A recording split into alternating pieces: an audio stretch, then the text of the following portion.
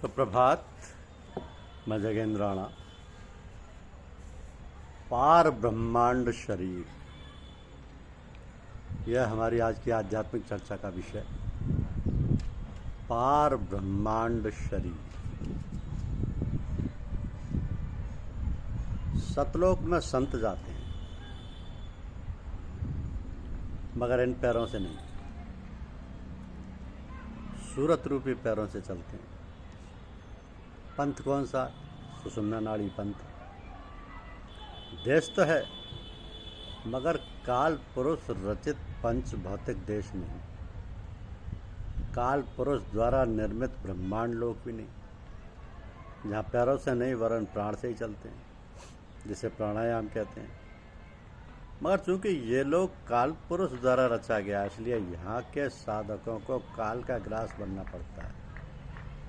आवागमन का लोक है, ब्रह्मांड शरीर देवी देवताओं का लोक है, संतों का लोक नहीं। तो संतों का लोक पार ब्रह्मांड शरीर है। उस देश का मालिक बिना देह का पुरुष है, सतपुरुष, दयाल पुरुष मालिक है उस देश का, जहाँ जन्म मरण नहीं है। रस गगन गुफा में अजर झरे, बिन बाजा झनकार उठे जय समुझ परे जब ध्यान धरे। बिना ताल जहाँ कमल फुलाने तई चढ़ा हंस काल करे। बिन चंदा जियारी दर से जहते हंसा नजर परे। 10वें द्वारे ताड़ी लागी अलख पुरुषता को जान धरे। काल कराल निकट नहीं आवे काम क्रोध मद लोभ जरे। जुगन जुगन की तृषा बुझानी करम भरम अग व्याध टरे। कहे कबीर सुनो भाई साधु अमर होए कबहु न मरे।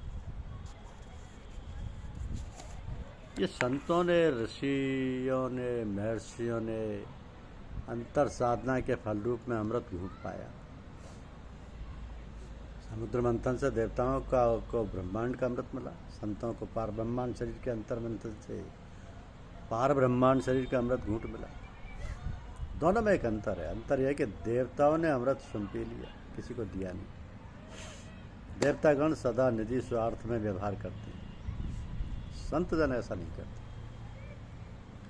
वृक्षा फल नहीं खात है, नदी न पीवे नीर, पर स्वार्थ के कारणे संतन धरा शरीर। तरवर सरवर संत जन चौथे वर्षे में, पर स्वार्थ के कारणे चारों धारें दे। तो संतों ने ब्रह्मांड शरीर के रहस्यमय चक्रों के भेद को जाना, उन्हें पार किया और काल पुरुष के हद से ऊपर गए। पार ब्रह्मांड शरीर में प्रवेश किया, सतपुरुष के मंडल में पहुंचे। उस लोक की विशेषता कुछ और ही है। क्या? बिन पावन का पंथ है, बिन बस्ती का देश, बिना देह का पुरुष है, कहें कबीर संदेश।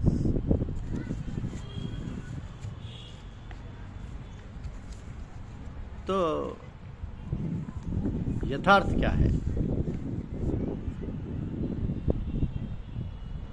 कबीर साहब या अनन्या संतों के अमर हो नुस्खा मिल जाने पर भी अमर गति प्राप्त नहीं होती, इसलिए कि इस फार्मूले का कार्यान्वयन नहीं होता। अमृत तो चाहते हैं सब, मगर वो दवा तो बड़ी कड़वी ही नहीं जाती। उस नुस्खे का कार्यान्वयन 3 स्तर का है: स्थूल, सूक्ष्म, कारण। स्थूल शरीर की 10 इंद्रियों का सुख स्वाद छोड़ना, आँख से सौंदर्य सुख लेने का स्वाद छोड़िए, जिह्वा से खान पान के सुख स्वाद को छोड़िए, कान से सुर स्वाद अर्थात मधुर संगीत का स्वाद छोड़िए, प्रशंसा मद को सुनने का स्वाद छोड़िए, काम भोग से संबंधित तमाम सुख स्वाद को छोड़िए। इनमें से कोई नहीं छोड़ा जाता। पर सूक्ष्म शरीर के स्वाद से तो कोई बचा ही नहीं। धन दौलत मान प्रतिष्ठा पक्षपात जाति धर्म पक्ष स्व और पराया, इनसे कौन बचा? मोटी माया सब तजे, झीनी तजी न जाए। झीनी तजी न जाइयो, झीनी माया काहू न छोड़े। ऋषि मुनि बीन सबन खाई। अब कारण शरीर पर आई, जहाँ अमृत घूंट है। कारण शरीर का सटीक नुस्खा सूरत शब्द योग। शब्द बड़ा प्रभावशाली होता है। सहस दल कमल चक्र यहाँ घंटे एवं शंख की मधुर ध्वनि गूंजती रहती है, जिसे सूरत सुन सकती है और प्राण भी। तो ध्वनि का प्रभाव यह है कि साधक पिंड शरीर के सुख स्वाद की ओर से उपराम होता जाता है। विशेष तौर से दुनियावी संगीत से और अपनी प्रशंसा अथवा निंदा सुनने से प्रभावित नहीं होता। तो सहस्रार चक्र के साधकों को कोई लाख बुरा भला लगे, उन्हें कोई असर नहीं होता। ये ऊंची गति है। निर्वैरी निकामता स्वामी से ही नहीं, विषया से न्यारा रहे साधन की मत ये। त्रिकुटी होती है त्रिकुटी। त्रिकुटी में प्रारंभ में साधक को मृदंग की थाप सुनाई देती है। धीरे धीरे साधक की सूरत ऊपर की ओर चढ़ती जाती है। ऊपर से ओम की मधुर धुनाई सुनाई पड़ने लगती है। जैसे जैसे ध्वनि निकट आने लगती है वैसे वैसे साधक को शांति मिलने, शरीर से छुटकारा मिलने लगता है। तो यहाँ साधक स्थूल शरीर के मोह माया से दूर होने लगता है। त्रिकुटी में ही मन की जड़ है। यहाँ तक मन अपना प्रभाव दिखलाता है। त्रिकुटी के साधक को ओम ध्वनि से शांति मिलती है। त्रिकुटी का साधक हरि ओम तत्सत का जाप करता है और शांति का अनुभव करता हुआ ओम शांति कहता है। ये शांति का मंडल है।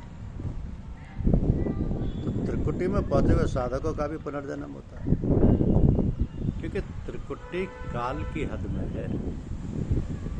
मगर ऐसे साधकों का पुनर्जन्म सुसंकृत कुल में होता है।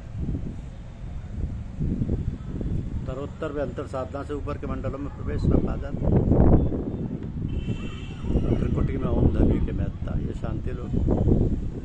ओम ध्वनि त्रिकुटी में सुषुम्ना नाड़ी इसमें सतत उच्चारित होती रहती है। इस ध्वनि को सूरत सुनती है प्राणायाम के साथ। तो ओम ध्वनि से काल पुरुष ने ब्रह्मांड जगत की रचना की। यहाँ एक सूक्ष्म तथ्य की ओर साधकों तथा ओम शब्द का जाप करने वालों का ध्यान जाता है। वो यह है कि ओम ध्वनि है मनुष्य के ब्रह्मांड शरीर यानी सूक्ष्म शरीर में सुषुम्ना नाड़ी के अंदर एक त्रिकोण है, जिसे संत मत में त्रिकुटी कहते हैं। उस जगह ओम ध्वनि आपसे आप स्वतः होती रहती है। ये अंतर ध्वनियाँ जैसे सूरज सुनती है, ये प्राण भी। इस बात की ओर पुनः ध्यान दिलाया जाता है कि वास्तव में ओम ध्वनि क्रिया योग है, जाप योग भी है। मगर ओम ध्वनि का पूर्ण लाभ तभी है जब इसे ध्वनि को अपने अंतर में साधन के द्वारा सूरत से या प्राण से सुना जाए। ओम ध्वनि तो मनुष्य मात्र के भीतर स्वतः हो रही है। ऋषियों ने चढ़ सुना धर्म। ऋषि लोग अंतर साधना में या अंतर साधना से अंतर में हो रही ओम ध्वनि को सूरत या प्राण से सुनते रहे, जिसकी चर्चा आध्यात्मिक ग्रंथों में है। ओम का संबंध प्राण से, इसे प्रणव कहते हैं। ये पिंड शरीर का नहीं, ब्रह्मांड शरीर का अनहद राग है, इसे उद्गीत कहते हैं। ये प्राण ध्वनि। इस ओम ध्वनि को यदि जिह्वा से गाया जाए तो वह अभीष्ट लाभ नहीं होता, जो लाभ इस ध्वनि को प्राण से सुनने से होता है। कि घट में सुन धुन ओम की, तू श्रुति मति को साध कर। ओम की है धुन ये उल्टी, इधर से मुड़ उधर। प्राण के कानों से सुन तो ओम धुन है अंतर राग की। शब्द की डोरी पकड़ ये राह है अनुराग की। कान आँख और मुंह को गाने के समय कर ले बंद। धुन ओम के साधन से छूटेंगे सब खेल द्वंद। है यही सुन प्राण धुन, इस धुन में चित्त को लगा। घट के पर्दे तब खुलेंगे जब घट के अनुभव खोजेगा। तो ओम ध्वनि का साधन प्राण से ही सोते जागते त्याग आलस नींद बन जाए या बनावे जो तुझसे त्याग। महर्षियों महर्षियों को तो ओम ध्वनि प्राण साधन थी और आज भी है, मगर आज के भौतिकवादी युग में ओम ध्वनि केवल जिह्वा से अपने तक सीमित रह गई। धन्यवाद।